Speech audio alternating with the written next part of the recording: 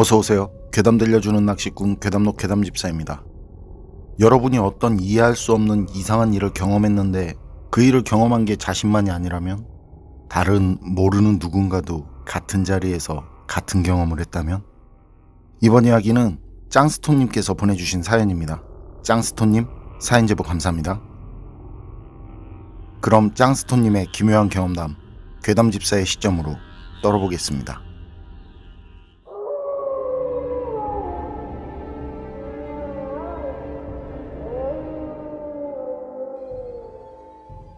소양댐 귀신골에서 남자 넷이서 경험한 실화입니다. 전 20년 넘게 같이 낚시를 하러 다니는 멤버가 있는데요. 그 친구들과 낚시를 가서 경험한 실화입니다. 그곳은 육로로 갈 수 없고 배로 들어가는 시간, 나오는 시간을 예약해서 가야 합니다. 저희는 다들 개인 장사를 하기 때문에 평일날 시간 맞춰서 예약하고 이틀 뒤 나오는 걸로 예약해서 갔었습니다. 그날 출발할 때 날씨가 많이 나빴습니다.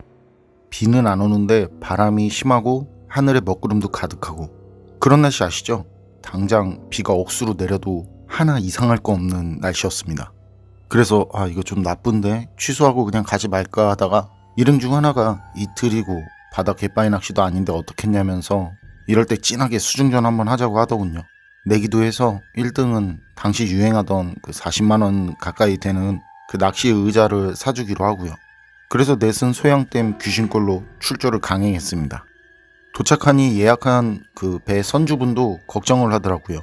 나이가 지긋하신 분이셨는데 섬에 가면 거기 흙이 무너져 내리기 쉬우니까 절대 급경사나 나무가 없이 흙만 있는 곳은 절대 가지 말라고요. 그리고 절대 물 가까이에 텐트를 치거나 하지 말라는 등 몇 가지 주의사항들을 알려주셨습니다. 저희는 그때 겉으로 웃으면서 네네 하고 그냥 한 귀로 듣고 한 귀로 흘리는, 아마 선주분도 아셨을 겁니다. 옳지 못한 행동이었습니다.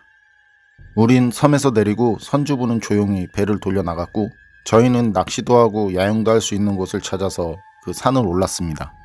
주변은 어두워진 지 이미 오래입니다. 산을 오르는데 산짐승 우는 소리들이 들립니다. 이게 부엉이인지 뭔지 굵직하고 낮은 새소리도 들립니다. 길이 아닌 곳은 가지 말라고 했지만 길이라고 그렇게 보이는 곳이 없습니다. 아니, 어디가 길인지 모르겠습니다. 30여 분쯤 걸었습니다. 짐이 너무 무거워서 숨이 차오릅니다. 마침 앞서가던 친구가 바로 앞에 자리 하나가 보인다며 걸음을 재촉합니다. 저희도 차오르는 숨가쁜 소리로 억지로 웃으며 빨리 가자고 합니다. 도착을 하니 전망도 좋고 옆으로도 완만하고 좋습니다. 각자 텐트 자리를 잡고 대를 잡고 수심을 체크합니다. 짧은 데는 무난하게 착수가 되는데 긴 데는 찌가 서지 않습니다. 그때 다른 친구들도 앞쪽이 급경사라고, 거긴 5m 정도, 그 정도 가면 바로 급경사인 그런 지형이었습니다. 그런 지형에서의 낚시는 처음이었기에 모두 반신반의합니다. 이런 곳에서 낚시가 될까? 그냥 직벽 수준인데? 그래도 그 시간에 이동해서 자리를 옮기는 것도 힘들고, 아니 그냥 거의 불가능하고, 그냥 첫날 하루는 그곳에서 머물기로 다들 동의했습니다. 서로 간의 거리는 거의 바로 옆에 있는 수준. 조용히 말을 해도 서로 다 알아듣는 거리. 친구 하나가 종이컵을 돌립니다. 커피 한잔 하자며. 우린 귀신보다 무서운 집사람의 눈빛을 뒤로하고 나온 동지들이기에 서로 나지막하게 웃으며 얘기하지 않아도 다 아는 듯 웃음을 짓습니다. 그런데 그때 갑자기 굵어지는 빗줄기. 우린 이미 각자 낚시 텐트도 친 상황이라서 조금만 늦었어도 다 젖었겠다며 바람만 불지 않기를 바랍니다. 그러나 자연은 그리 호락호락하지 않습니다. 몰아치는 강풍.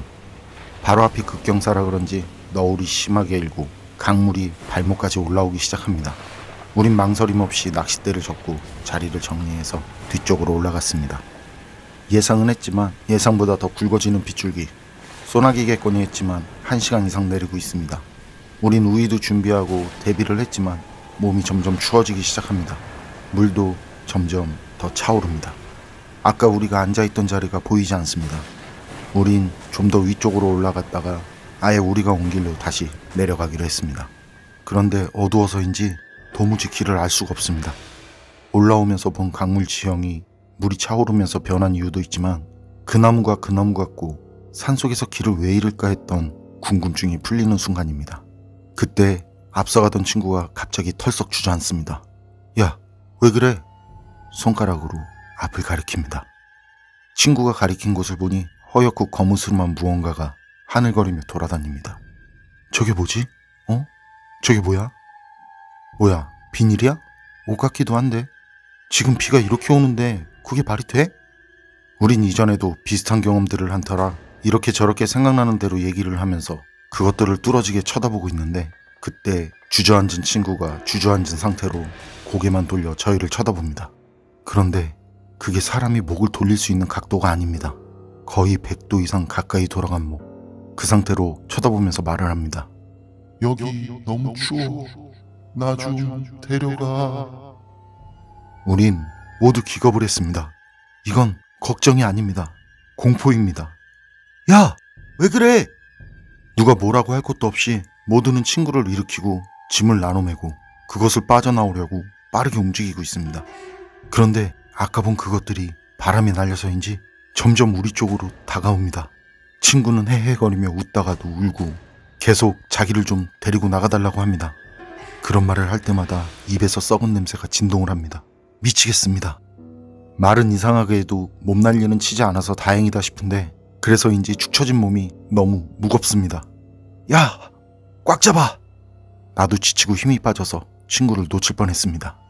친구의 짐을 지고 앞서가던 친구가 뒤를 돌아 우리를 보다가 그 친구마저 주저앉습니다. 야, 넌 또 왜 그래? 야!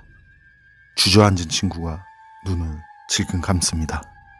이 얘기까진 하지 않으려고 했습니다만 우리가 데리고 가는 그 친구, 처음 주저앉은 그 친구, 자신을 데리고 가달라고 알 수 없는 말을 하는 그 친구, 바지에 똥까지 지렸습니다.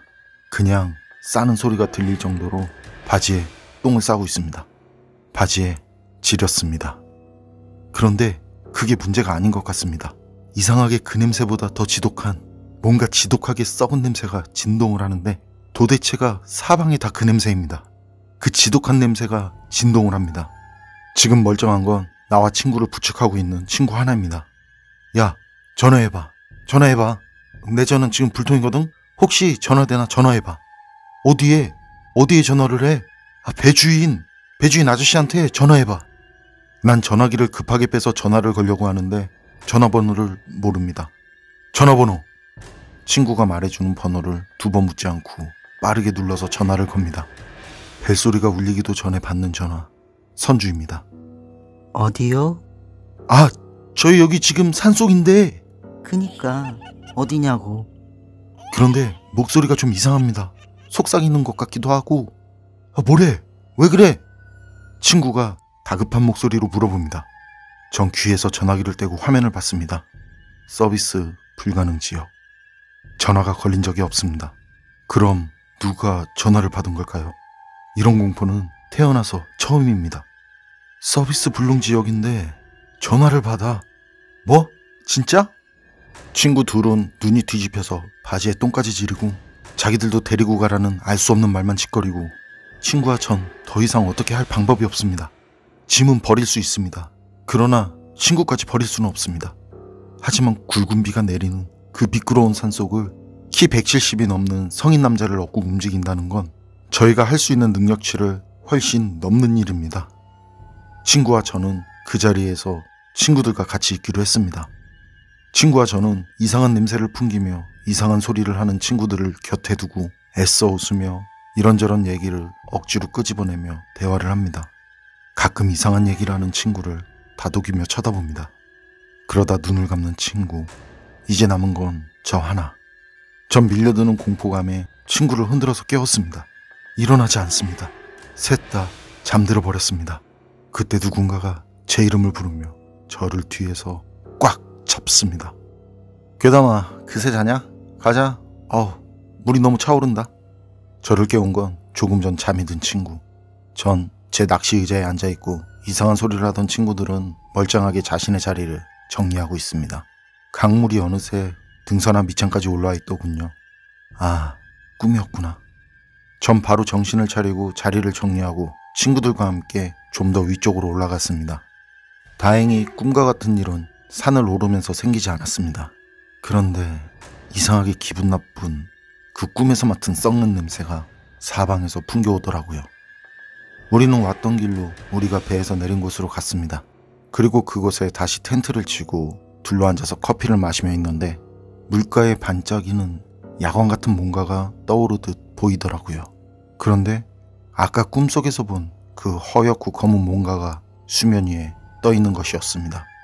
그래서 전 친구들에게 저게 꿈에서 본 그거라고 전 친구들에게 꿈 얘기를 했고 이내 웃음거리가 됐는데요. 덕분에 공포 분위기는 좀 가라앉았지만 어딘가에서 스멀스멀 풍겨오는 그 썩는 냄새는 여전했습니다. 그렇게 시간을 뜬 눈으로 대화하면서 보내고 아침이 되었을 때 더 이상 낚시를 하긴 힘들 것 같아 모두 철수하기로 하고 선주분께 전화를 했습니다. 그리고 두어 시간 정도 지난 뒤 우린 배를 타고 다시 육지로 가는데 선주분께서 말씀을 하시더군요. 여기가 냄새가 좀 그렇죠. 저기 저렇게 가끔 보이는 저것도 그렇고 여기가 소양댐 만들기 전 마을이 있었는데 거기 마을 공동묘지가 산 중턱쯤에 있었거든요. 지금은 아마 요 물 바로 밑쯤 되겠네. 어쨌든 그래서 이렇게 비가 많이 오면 무덤에서 나온 옷들이 저렇게 떠다니고 그러지요. 냄새도 나고 이장한다고 했는데 주인 없는 무덤들까진. 그 말을 들은 친구 중 하나가 선주분께 제 꿈 얘기를 했는데 선주분은 그 말을 듣고는 가끔 그런 꿈을 꾸는 조사들이 있던데 몇 해 전에도 똑같은 꿈을 꿨다는 일행이 있었는데 하시더라고요. 그 사람들은 아침에 집으로 가는 선주님을 급하게 불렀다고 해요. 수몰되기 전 공동묘지터 바로 위에서 말이죠. 밤새 저랑 똑같이 자신들도 데려가 달라는 그 이상한 꿈을 꿨다고 했답니다. 친구들은 그 말을 듣고 조용히 저를 쳐다보더군요. 전 그것에 대해서는 아무것도 모르는 상태였는데 제가 왜 그 자리에서 그런 꿈을 꿨는지 모르겠습니다. 그리고 그 역겹던 냄새와 물에 떠다니던 옷들은 아직까지도 기억에 선합니다. 짠스톤님 사연은 여기까지인데요. 정말 아무것도 모르는 상황에서 꾼 꿈이 어떻게 그 장소와 그렇게 맞아떨어질까요? 꿈속에서 본 옷이 수면 위에 그리고 사방에서 이상한 냄새가 풍겨온 이유도 그곳이 공동묘지였기 때문이라고 봐도 되겠죠. 그런데 그런 꿈을 이전 다른 사람들도 꿨다는 건 이거 우연이라고 보기엔 좀 그곳에 정말 뭔가가 있는 건 아닐까요? 여러분 생각은 어떠세요? 판단은 여러분께 맡기겠습니다. 괴담록 오늘 이야기는 여기까지입니다. 그럼 전 다음에 또 다른 사연으로 찾아뵙겠습니다. 늘 건강하시고 평온하세요. 함께 해주셔서 고맙습니다.